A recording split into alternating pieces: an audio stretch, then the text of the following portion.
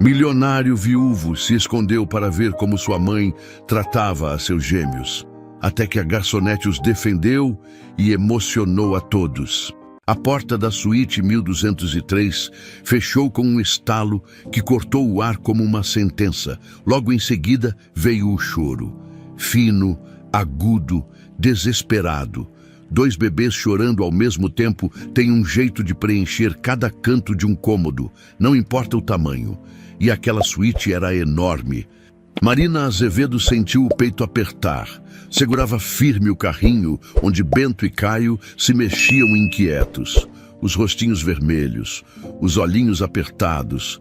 Ela queria pegar os 2 no colo, embalar, sussurrar que estava tudo bem, mas sabia que não estava. Nada estava bem naquela manhã à sua frente, de pé como quem ocupa um trono invisível. Dona Estela Nogueira ajeitou o colar de pérolas no pescoço e cruzou os braços. O vestido azul marinho não tinha uma ruga sequer. O cabelo preso num coque impecável. A postura ereta, quase militar. Tudo nela gritava controle, tudo menos os olhos. Aqueles brilhavam com algo que Marina já conhecia bem, raiva disfarçada de decepção. Eu não pedi para você opinar, Marina. A voz saiu baixa, perigosamente calma. Pedi para você fazer o que eu mandei. Marina engoliu seco. As luvas amarelas que usava ainda estavam molhadas de produto de limpeza. Tinha passado a manhã inteira limpando vidros, tirando pó de móveis que pareciam nunca acumular sujeira, organizando cômodos que já estavam organizados. Dona Estela gostava assim, ocupada, longe dos meninos, mas quando Marina estava terminando, ouviu o choro vindo da suíte e não conseguiu ignorar. Encontrou os 2 no berço, molhados, com fome, abandonados.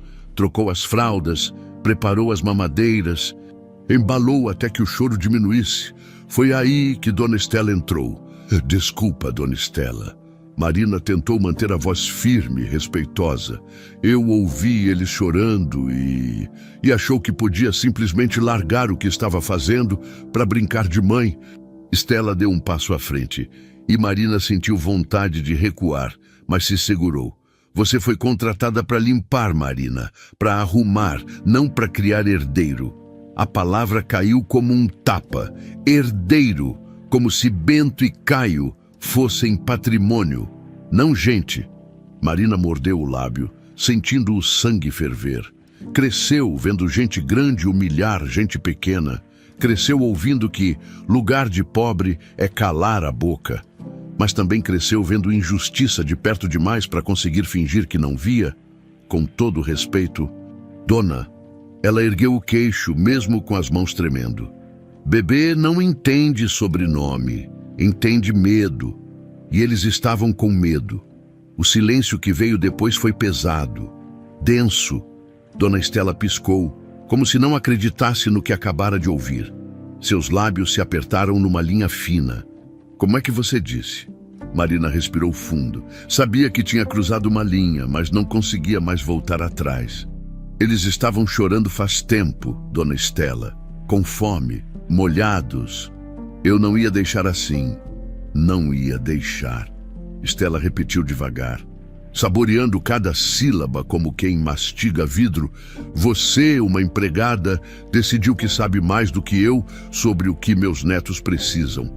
No vão da porta do closet, escondido nas sombras, Augusto Nogueira segurava o celular com força. A câmera que ele tinha instalado ali 3 dias atrás estava gravando tudo. O ângulo perfeito. O áudio limpo.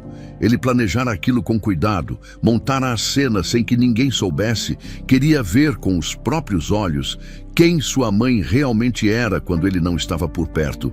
Agora via, e o peito doía como se alguém tivesse enfiado uma lâmina entre as costelas.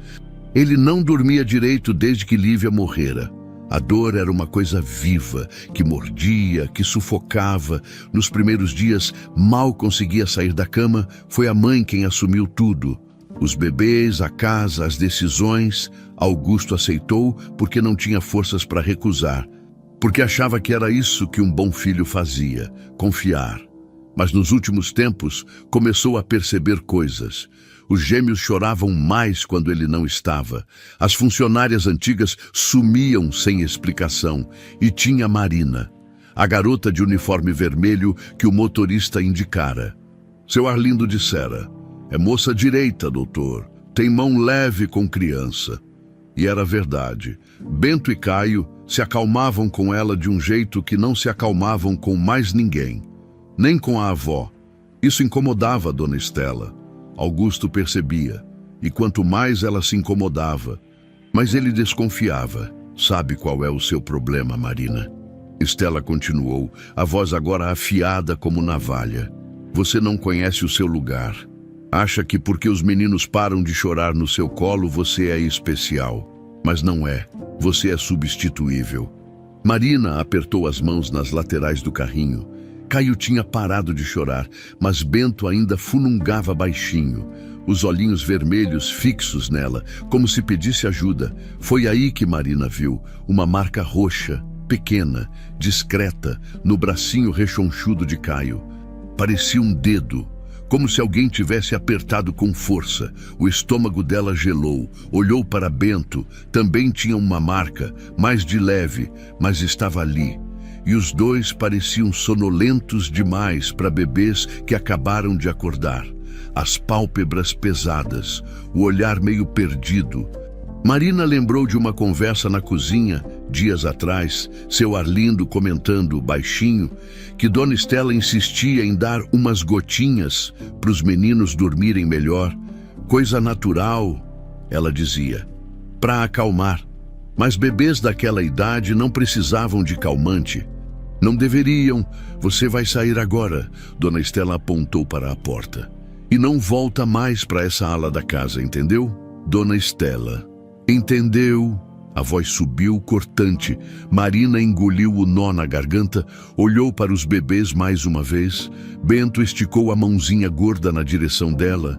E o coração de Marina partiu um pouquinho. "Entendi", sussurrou. Saiu da suíte com as pernas bambas, o estômago embrulhado. O corredor era longo, silencioso, forrado com um tapete caro que abafava os passos.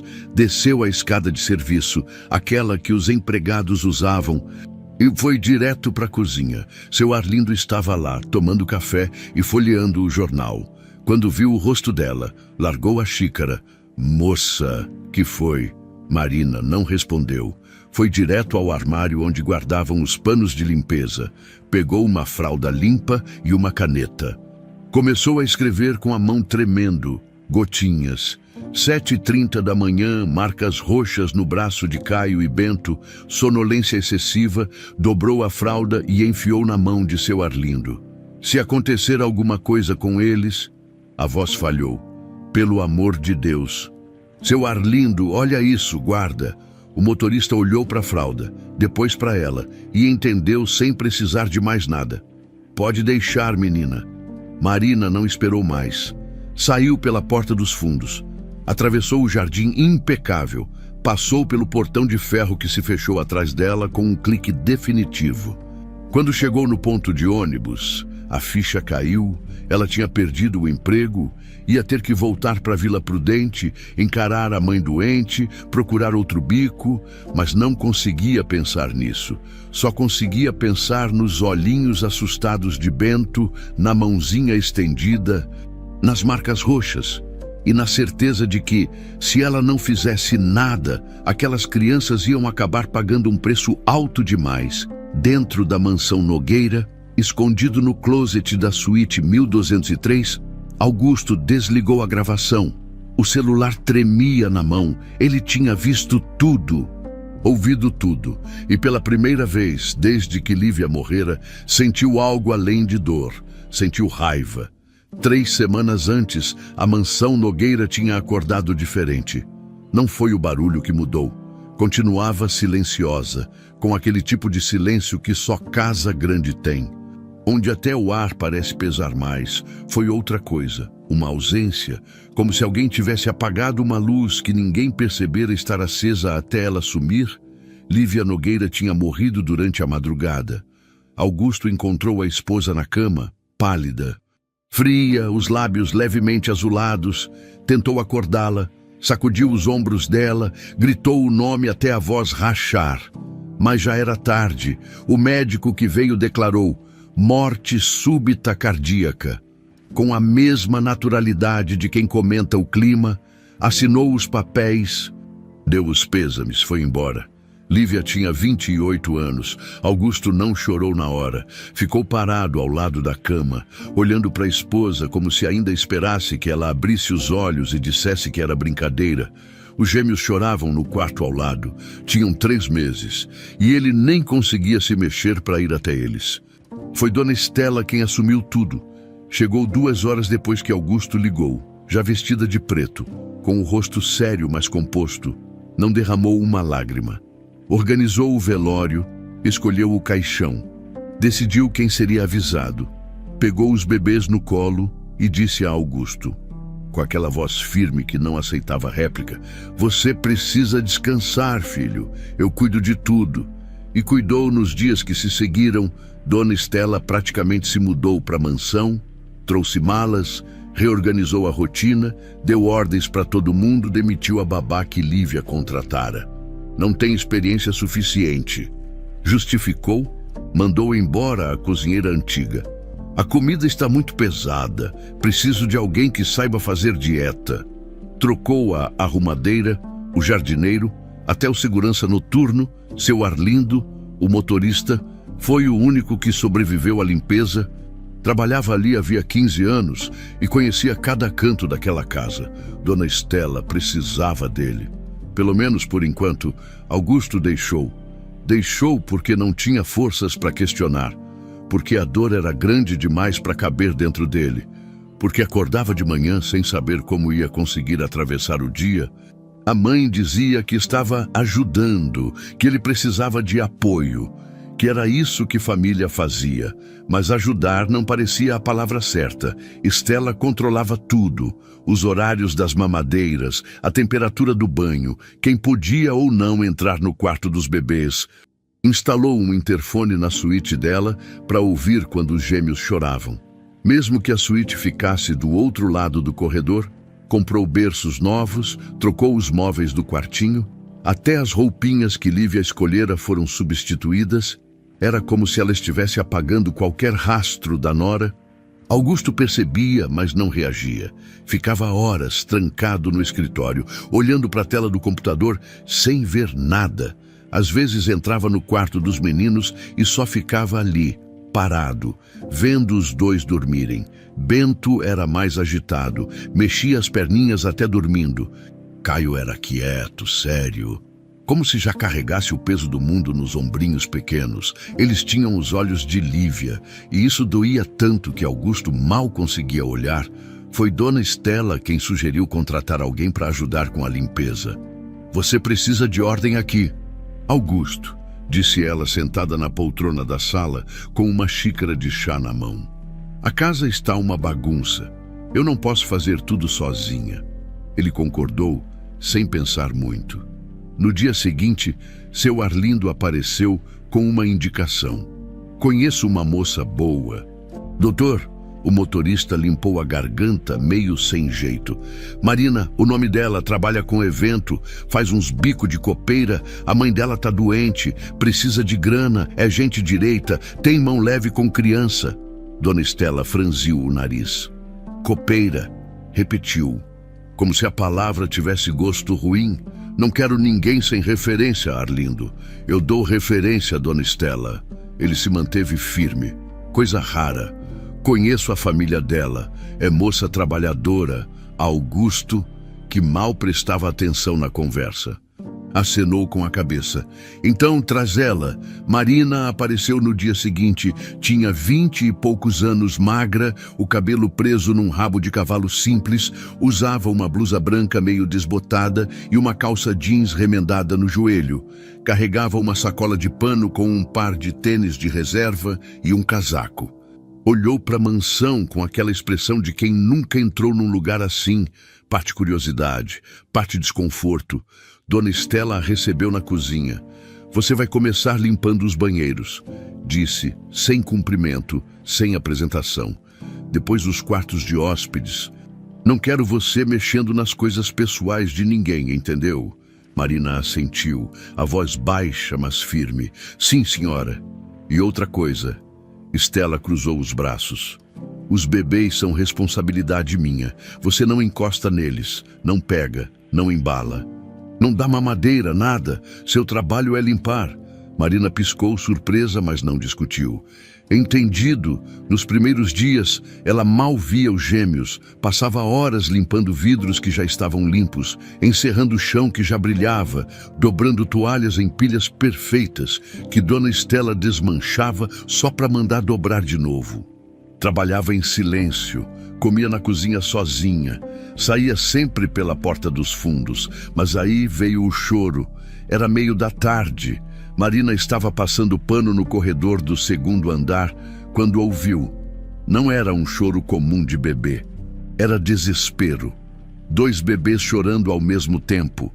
Com aquele som que perfura o peito e não solta, ela largou o pano e foi até a porta entreaberta da suíte. Bento e Caio estavam no berço, vermelhos, suados, se debatendo, sozinhos.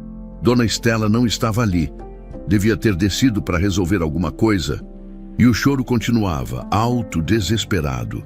Marina olhou para o corredor, para o relógio, para o chão. Sabia que não devia. Sabia que Dona Stella ia explodir se descobrisse. Mas não conseguiu ignorar. Entrou, pegou Bento no colo primeiro. Ele era mais leve do que parecia.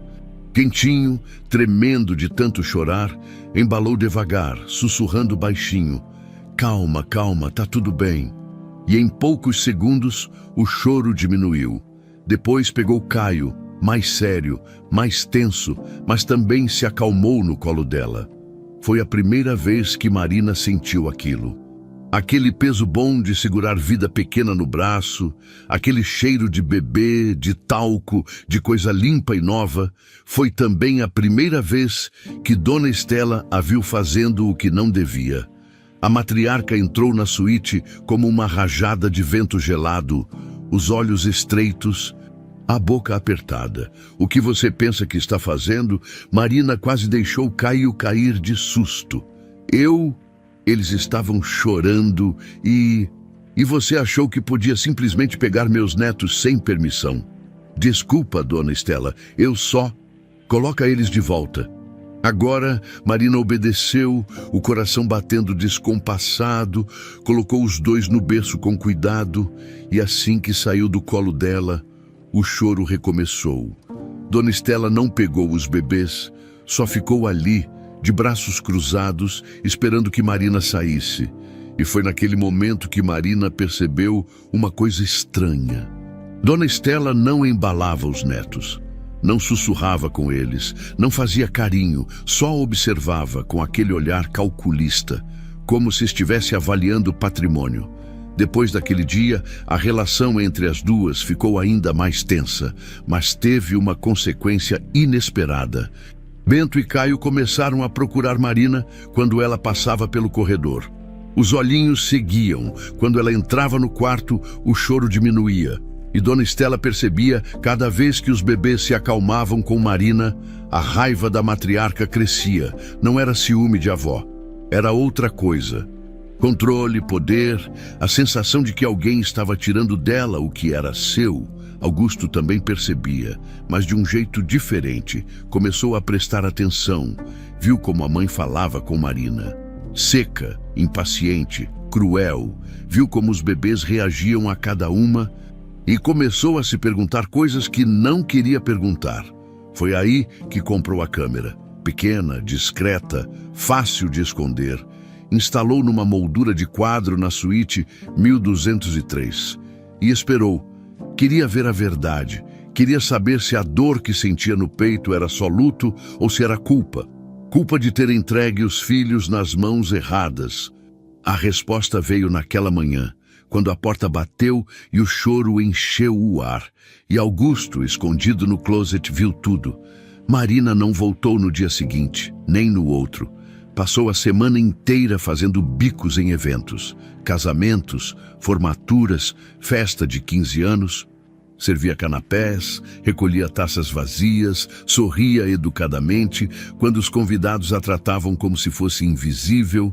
O salário era uma miséria, mas era o que tinha. A mãe precisava dos remédios, o aluguel não se pagava sozinho, mas não importava quantas bandejas carregasse.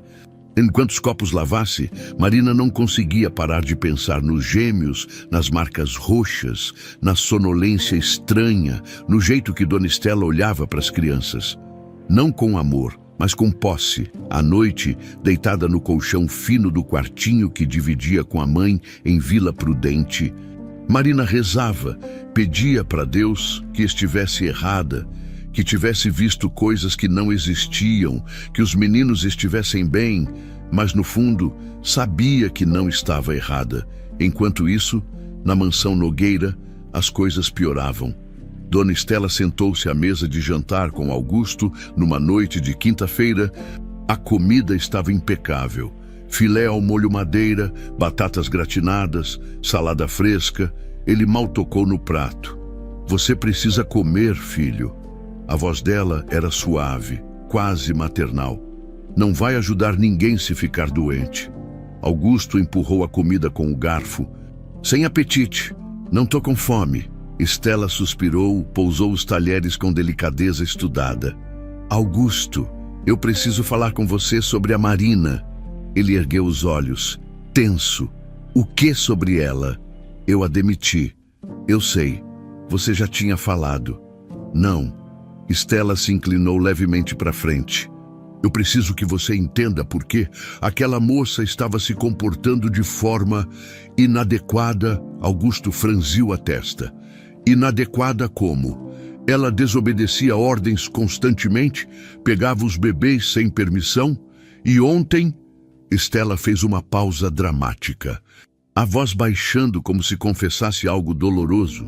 "Ontem eu a peguei revistando as coisas no quarto de Lívia." A mentira saiu tão natural que até Augusto hesitou. Revistando, abriu gavetas, mexeu nos pertences dela. Quando confrontei, inventou desculpa. Estela balançou a cabeça, tristonha. "Eu não queria acreditar, mas... gente pobre é assim, filho. Vê oportunidade e aproveita." Augusto sentiu o estômago embrulhar. Queria acreditar na mãe, sempre acreditara. Mas alguma coisa não batia. Lembrou do jeito que os gêmeos se acalmavam com Marina, do olhar dela, preocupado, genuíno. "Você tem certeza absoluta?" Estela pegou a mão dele por cima da mesa, apertou com carinho. "Eu sei que você está vulnerável agora, que não confia nos seus instintos, mas confia em mim. Não confia.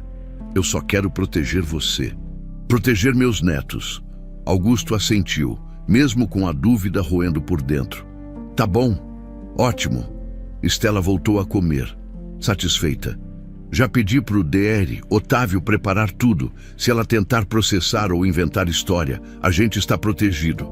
O nome do advogado da família fez Augusto se mexer na cadeira. Desconfortável, DR Otávio Brandão era eficiente, frio, do tipo que resolvia problemas sem fazer perguntas. Se Estela o colocara no caso, é porque queria garantir que Marina sumisse de vez. Depois do jantar, Augusto subiu para o quarto dos gêmeos. Bento dormia de barriga para cima. A boquinha entreaberta, Caio estava de lado. O rostinho sério até dormindo. Augusto se sentou na cadeira ao lado do berço e ficou ali só observando. Eles pareciam tão pequenos, tão frágeis. Lívia costumava dizer que criar filho era a coisa mais assustadora do mundo. A gente recebe esse ser minúsculo e tem que descobrir como manter ele vivo, feliz, seguro, dizia, rindo nervosa enquanto embalava os bebês ainda na maternidade. "E se a gente errar, Augusto? E se a gente não souber o que fazer?" Ele respondia que iam aprender juntos. Só que agora ela não estava mais ali, e ele não sabia de nada. Foi então que Bento começou a chorar. Não era choro de fome ou de fralda suja, era desconforto, aflição. Augusto o pegou no colo, tentou embalar, mas o choro só piorou. Caio acordou logo em seguida. E aí foram os dois, um coro desesperado que encheu o quarto. Augusto tentou de tudo. Mamadeira, fralda, música, embalo, nada funcionava. Dona Estela entrou no quarto com um vidrinho pequeno na mão. Deixa comigo, né? Mãe, o que é isso? Só umas gotinhas naturais. Ela pegou a mamadeira, pingou 3 gotas de cada lado. Para acalmar, eles estão estressados, precisam descansar. Não acho que... Augusto, a voz dela ficou firme. Eu criei você, não criei, sei o que estou fazendo. Ele não discutiu, estava cansado demais para discutir. Estela deu a mamadeira primeiro para Bento, depois para Caio. Em poucos minutos, os dois pararam de chorar, ficaram quietos, os olhinhos pesados, as pálpebras caindo. Viu? Estela sorriu, satisfeita. Só precisavam de um empurrãozinho. Mas Augusto olhou para os filhos e sentiu um arrepio subir pela nuca. Eles não pareciam calmos, pareciam dopados. Naquela mesma noite, na madrugada, Caio vomitou. Augusto acordou com o barulho do choro fraco e correu para o quarto. Encontrou o bebê com a roupinha suja, tremendo, o rostinho pálido. Bento também parecia mal. Respiração rápida. Gemidos baixos, pegou o celular, as mãos tremendo. Mãe, mãe, vem aqui! Dona Estela apareceu já vestida, o rosto composto. O que foi? Caio vomitou. Bento tá estranho, a gente precisa levar para o hospital. Hospital? Ela franziu a testa. Não precisa exagerar. Augusto, o bebê vomita, é normal. Normal, olha para eles. Eu vou ligar para Dedra Cecília. Ela conhece os meninos, vai saber o que fazer. Não. Augusto pegou Caio no colo, decidido. A gente vai para o pronto-socorro, agora. Estela deu um passo à frente, a voz endurecendo. Você não vai fazer drama por causa de um vômito, Augusto. Eu proíbo. Ele olhou para a mãe e pela primeira vez em semanas sentiu raiva. Você não manda nos meus filhos. Eu tô tentando proteger eles, proteger você. Então sai da frente. Augusto passou por ela, caiu no colo e gritou para baixo. Arlindo, prepara o carro, no caminho para o Hospital Santa Catarina. Augusto segurou os 2 bebês no banco de trás enquanto seu Arlindo dirigia em silêncio. Dona Estela ficara na mansão. Furiosa, mas ele não ligava. Só conseguia pensar nos filhos. O atendimento foi rápido. Uma pediatra plantonista, jovem, atenciosa, examinou os gêmeos com cuidado. Eles estão desidratados, disse enquanto preparava soro. E a sonolência não é normal para a idade. Vou pedir uns exames. Exames para quê? Preciso descartar intoxicação. A palavra caiu como bomba. Intoxicação. A médica olhou para ele com seriedade. Senhor Nogueira, os sintomas que eles apresentam podem indicar ingestão de alguma substância. Provavelmente medicamento em dosagem inadequada. O senhor deu alguma coisa para eles recentemente. Augusto sentiu o chão sumir debaixo dos pés, as gotinhas. Minha mãe, ela deu umas gotinhas, disse que era natural. Que tipo de gotinhas? Não sei. Ela não disse. A médica anotou tudo, pediu os exames e 2 horas depois voltou com os resultados. Tem traços de benzodiazepínico no sangue deles. O quê? É um sedativo, forte, não deveria ser dado a bebês dessa idade de jeito nenhum. Augusto sentiu a sala girar. Enquanto esperava na recepção do hospital, seu Arlindo se aproximou, meio sem jeito. Doutor, tem uma coisa que eu preciso te mostrar.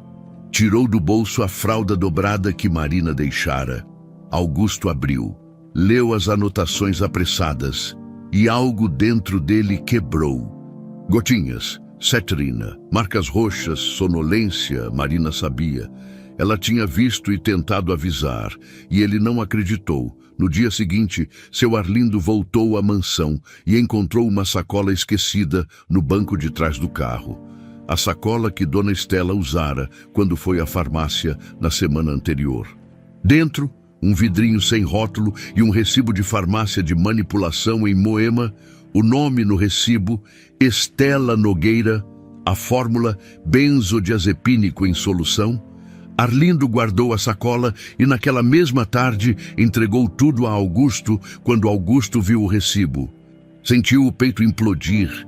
Não era descuido, não era cuidado exagerado, era intencional. Augusto não dormiu naquela noite. Ficou sentado no escritório, a sacola com o frasco e o recibo em cima da mesa, o celular ao lado com a gravação da câmera escondida pausada na tela. A luz do abajur lançava sombras longas nas paredes, e o silêncio da casa parecia pesar toneladas. Ele tinha assistido ao vídeo umas 5 vezes já. Cada vez doía mais. Via a mãe humilhando Marina, via os bebês assustados, via a frieza com que ela falava dos netos. E agora, com o recibo na mão, tudo fazia sentido. Um sentido horrível, retorcido, que ele não queria aceitar. Dona Estela estava sedando as crianças de propósito, não por maldade pura. Augusto ainda tentava acreditar nisso, mas por controle, para que eles dependessem só dela. Para que chorassem menos, incomodassem menos, fossem mais fáceis de manipular, e se alguém como Marina ameaçasse esse controle, bem, a mãe sabia como se livrar de ameaças. Augusto passou as mãos no rosto, exausto, precisava de respostas. Precisava entender quando isso começou, até onde ia, o que mais ele não estava vendo. Levantou, atravessou o corredor em silêncio e parou na porta do escritório de Lívia. Ninguém entrava ali desde a morte dela. Augusto trancara a porta e guardara a chave numa gaveta. Como se preservar aquele espaço pudesse, de alguma forma, preservar a memória da esposa, o cheiro dela ainda estava ali. Perfume suave de lavanda, o creme que passava nas mãos, o sabonete de ervas. Ele sentou na cadeira onde Lívia costumava sentar, olhou para a mesa organizada, para os livros na estante, para as fotos emolduradas. Tinha uma deles 2 no casamento, rindo, outra na maternidade, cada um segurando um bebê. Ela parecia cansada, mas feliz. Augusto pegou a moldura, passou o dedo pela imagem. Eu não sei o que fazer. Amor. A voz saiu baixa, rouca. Não sei como proteger eles. Você sempre soube. Eu só confio em quem não devia. Foi quando viu a gaveta, pequena, no canto inferior direito da escrivaninha. Trancada, ele franziu a testa. Não lembrava de Lívia trancar gavetas. Ela não era do tipo que escondia coisas. Procurou a chave nos lugares óbvios. Porta-lápis, porta-retratos, embaixo do teclado do computador, nada. Até que, num impulso, abriu a gaveta de cima e revirou as canetas. No fundo, enrolada num pedaço de fita adesiva, estava uma chavinha dourada. O coração disparou. Destravou a gaveta com cuidado, como se estivesse abrindo algo sagrado. Dentro, encontrou uma pasta de papelão pardo, um envelope grande e uma caixinha de metal. Abriu o envelope primeiro, documentos, certidões de nascimento dos gêmeos, registros do cartório de Pinheiros e uma procuração, o nome de Lívia, autorizando alguém a representá-la legalmente em questões relativas aos filhos caso ela ficasse incapacitada ou impossibilitada. Augusto franziu a testa. Por que Lívia faria uma procuração? Ela era saudável, jovem, não tinha motivo para se preocupar com isso, a menos que tivesse. Abriu a caixinha de metal. Dentro, achou um pendrive e uma carta, manuscrita, a letra de Lívia. Delicada, inclinada, as mãos tremeram ao desdobrar o papel. Augusto, se você está lendo isso, é porque aconteceu o que eu temia. Não sei como explicar sem parecer louca, mas preciso tentar. Sua mãe me assusta. Eu sei que você a ama, que confia nela, e eu tentei também. Juro que tentei, mas desde que os gêmeos nasceram, alguma coisa mudou. Ela não age como avó, age como dona, quer controlar tudo. O que eles comem, como dormem, até o nome que escolhemos. Ela questionou. Semana passada, peguei ela tentando dar remédio para dormir pro Bento sem me avisar. Quando confrontei, ela disse que eu era neurótica demais, que estava criando errado. Augusto, eu vi a raiva nos olhos dela. Não era preocupação, era ódio.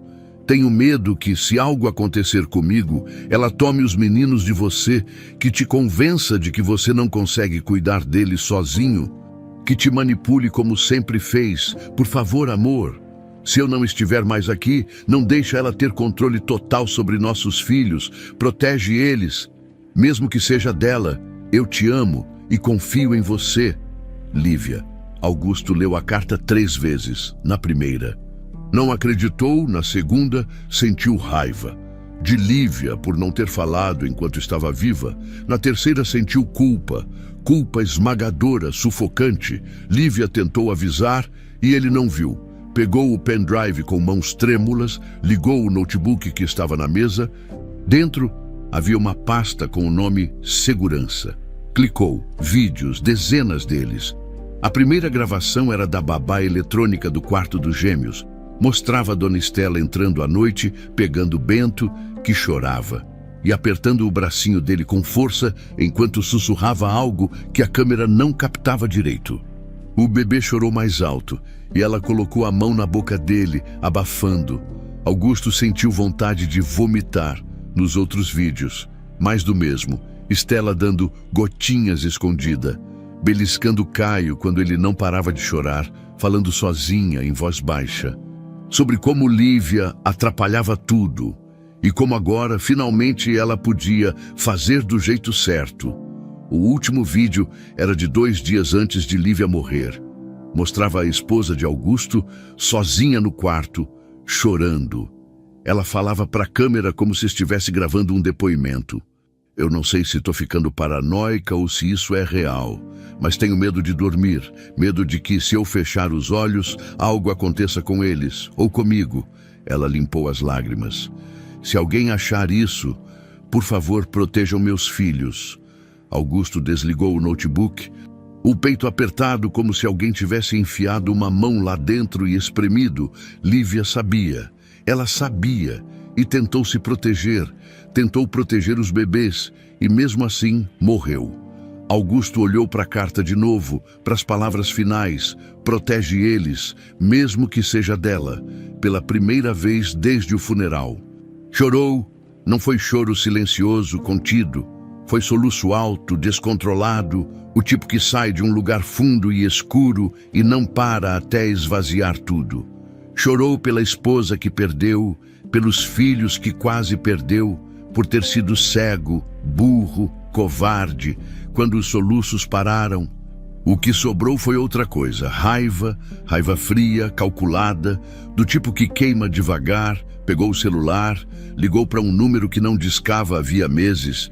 Dr. Otávio, sou eu, Augusto, preciso falar com você. Urgente, no dia seguinte de manhã cedo. Augusto se trancou no escritório com Dr. Otávio Brandão. O advogado era um homem alto, de terno impecável, cabelo grisalho penteado para trás. Tinha aquele jeito sério de quem resolve problemas sem piscar. Mas quando Augusto mostrou o recibo, o vídeo da câmera escondida, a carta de Lívia e as gravações do pendrive, até ele perdeu a compostura. Meu Deus! Otávio tirou os óculos, passou a mão no rosto. Augusto, isso é grave, muito grave. Eu sei. Sua mãe pode responder criminalmente, maus tratos, envenenamento, sei lá, mas você tem certeza que quer ir até o fim. Estamos falando da sua mãe. Augusto olhou para ele, os olhos vermelhos mais firmes. Estamos falando dos meus filhos. Otávio assentiu devagar. Certo, então vamos precisar de tudo. Laudos médicos, testemunhas, essas gravações. Vou estruturar um pedido de proteção judicial urgente, afastamento imediato dela e provavelmente processo criminal.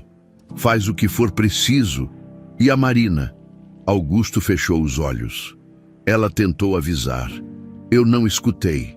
Sua mãe inventou acusação de roubo contra ela. Vai ser preciso limpar o nome da moça, Augusto, oficialmente. Então limpa. Ele abriu os olhos. E me dá o endereço dela. Eu preciso pedir desculpa. Otávio anotou tudo. Guardou os documentos numa pasta e, antes de sair, colocou a mão no ombro de Augusto. Você está fazendo a coisa certa. Não me sinto assim. Eu sei, mas tá. Quando Otávio saiu, Augusto ficou sozinho no escritório mais uma vez, pegou a carta de Lívia, dobrou com cuidado e guardou no bolso da camisa. Perto do coração. Eu vou proteger eles, amor. Sussurrou para o silêncio. Prometo, lá fora, no corredor, Dona Estela passava com uma xícara de chá na mão. Tranquila, confiante, ela não fazia ideia da tempestade que estava prestes a desabar. Marina estava lavando pratos quando a polícia bateu na porta. Eram 2 da tarde de uma quinta-feira. Ela tinha voltado havia meia hora de um evento, um almoço corporativo no Itaim, onde serviu salgadinhos por 6 horas seguidas e ganhou R$ 80. As costas doíam, os pés latejavam dentro do sapato apertado e ainda tinha que fazer janta para a mãe antes de sair para outro trabalho à noite. A batida na porta foi firme, 3 pancadas secas. Marina secou as mãos no pano de prato, franziu a testa e abriu. 2 policiais, um homem alto, de bigode grisalho, e uma mulher mais nova. De rabo de cavalo e expressão entediada, Marina Azevedo, o estômago dela despencou. Sou eu, o que aconteceu. A senhora precisa nos acompanhar para prestar depoimento. Depoimento sobre o quê? O policial consultou um papel. Acusação de furto. Precisa esclarecer umas coisas na delegacia. Marina sentiu o chão sumir. Furto? Eu não roubei nada. É o que vamos verificar, senhora. Por favor, pegue seus documentos. A mãe de Marina apareceu na porta do quarto, apoiada na bengala, o rosto preocupado. Marina, o que está acontecendo? Nada, mãe. Fica calma. Ela tentou sorrir, mas a voz saiu trêmula. É só um mal-entendido. Eu volto logo, mas não voltou logo. Na delegacia do Brooklyn, Marina foi levada a uma sala pequena, sem janelas, com uma mesa de metal e 3 cadeiras. A luz fluorescente piscava de vez em quando, e o ar cheirava a mofo e café velho. Esperou 40 minutos até o delegado entrar. Era um homem de meia idade, barriga saliente, olhar cansado. Sentou do outro lado da mesa. Abriu uma pasta e nem olhou para ela. E nome completo? Marina Azevedo da Silva. Profissão? Copeira, faço eventos. Trabalhou recentemente na residência da família Nogueira. Marina engoliu seco. Trabalhei por 2 semanas, mas fui demitida. Por quê? A patroa. Ela disse que eu não seguia ordens. O delegado anotou algo, virou uma página.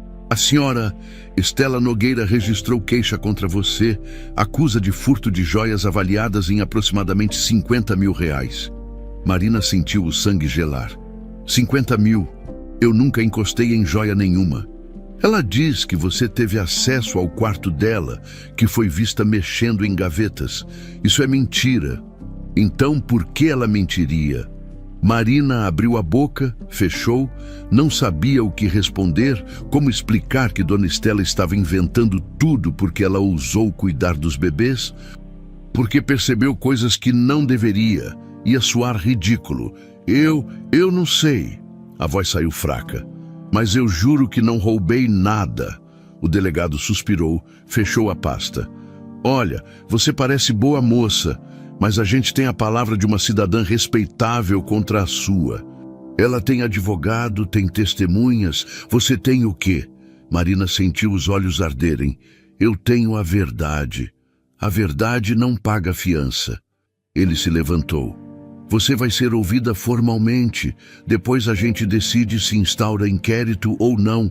Não sai da cidade. Marina foi liberada 2 horas depois. Mas saiu da delegacia com a sensação de que tinha levado uma surra. Sentou no banco do ponto de ônibus, as mãos tremendo, o crachá de evento ainda pendurado no pescoço, olhou para ele, um pedaço de plástico barato com o nome dela mal impresso, e apertou até doer. Dona Estela tinha poder, tinha dinheiro, tinha advogado, e Marina tinha o quê? R$ 80 no bolso e uma mãe doente esperando em casa, pela primeira vez desde que saiu da mansão Nogueira. Marina pensou em desistir, em deixar para lá, em aceitar que gente como ela não ganha de gente como Dona Estela.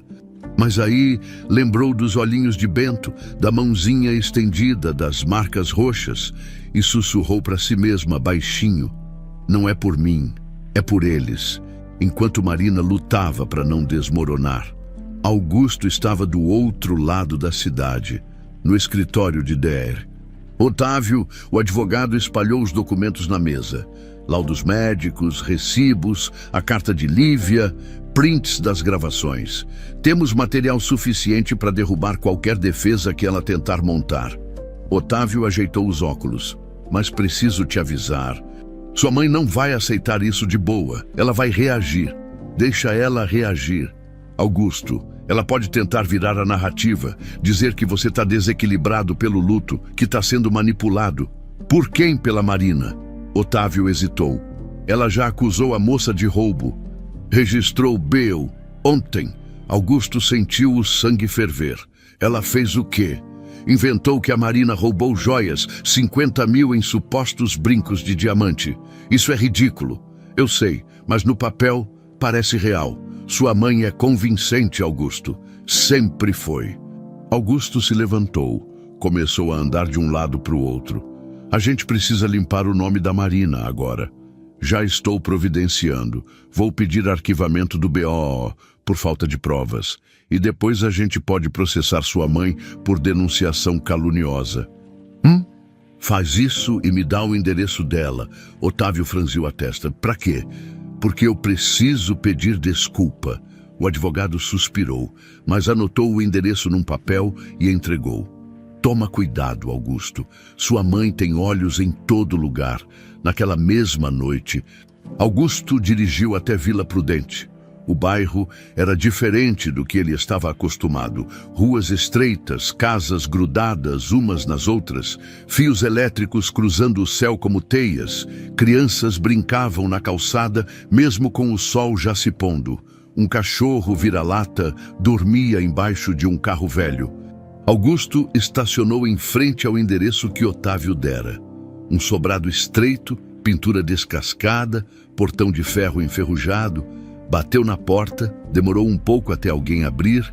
Quando abriu, era uma senhora de cabelos brancos, magra, apoiada numa bengala. De boa noite.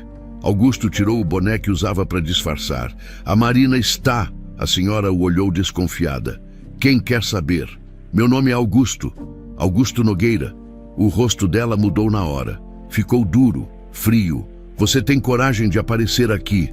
Eu sei que sua mãe está acabando com a vida da minha filha. A voz subiu, cheia de dor. Inventou que ela é ladra, chamou a polícia, humilhou ela na frente de todo mundo. Eu sei, e eu vim pedir desculpa.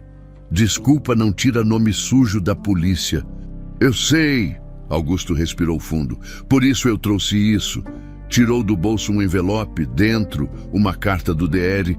Otávio atestando que Marina estava sendo formalmente inocentada, que a acusação era infundada e que o BO seria arquivado. A mãe de Marina pegou o papel. Leu com dificuldade, os olhos marejados. Isso é verdade. É, e tem mais. Minha mãe vai responder pelo que fez, com os bebês, com a Marina, com tudo. Foi quando Marina apareceu na porta. Tinha o cabelo molhado, devia ter acabado de sair do banho. Usava uma camiseta velha e calça de moletom. Quando viu Augusto, parou. O que você está fazendo aqui? Eu vim pedir desculpa. Marina cruzou os braços, a expressão fechada. Desculpa pelo quê? Por não acreditar em mim? Por deixar sua mãe me acusar de ladra? Ou por ter deixado ela machucar seus filhos enquanto você fingia que não via? Cada palavra foi uma facada. Por tudo. A voz de Augusto saiu baixa, quebrada. Você tentou avisar e eu não escutei. Você protegeu meus filhos quando eu falhei. E em vez de agradecer, eu deixei que te destruíssem. Marina mordeu o lábio, os olhos brilhando. E agora você aparece aqui com um papel e acha que tá tudo bem. Não tá tudo bem. Augusto deu um passo à frente. Mas eu tô tentando consertar. Minha mãe vai pagar pelo que fez. E você vai ser inocentada oficialmente. Marina balançou a cabeça, as lágrimas finalmente caindo. Sabe o que doeu mais? Não foi perder o emprego. Foi ver aqueles bebês com medo e não poder fazer nada. Eu sei. Não, você não sabe. Ela limpou o rosto com as costas da mão. Você nunca vai saber o que é ser tratada como lixo só porque é pobre. Augusto abaixou a cabeça. Você tem razão, eu não sei, mas eu quero aprender. Ficaram em silêncio por um tempo, até que a mãe de Marina, que observava tudo, suspirou. Entra. Moço, não vou deixar você no portão igual cachorro. Augusto entrou. A sala era pequena, simples, mas limpa. Tinha um sofá velho, uma televisão antiga, foto de santo na parede. Sentou meio desajeitado, enquanto Marina ficava encostada na parede. Os meninos estão bem? Ela perguntou a voz baixa. Estão se recuperando. Augusto olhou para ela. Graças a você, se você não tivesse deixado aquele bilhete com o Arlindo, eu nunca teria descoberto a tempo. Marina assentiu, mas não sorriu. E sua mãe? Vai perder a guarda e vai responder criminalmente. Boa. Augusto respirou fundo. Marina, eu sei que não tenho o direito de pedir nada, mas quando tudo isso passar, você voltaria. Ela ergueu os olhos, surpresa. Voltar. Para cuidar deles, não como empregada. Como? Ele procurou as palavras. Como alguém que eles precisam, como alguém que eu confio. Marina ficou calada por um longo tempo. Depois, finalmente, sussurrou. A gente vai ver. Não era um sim,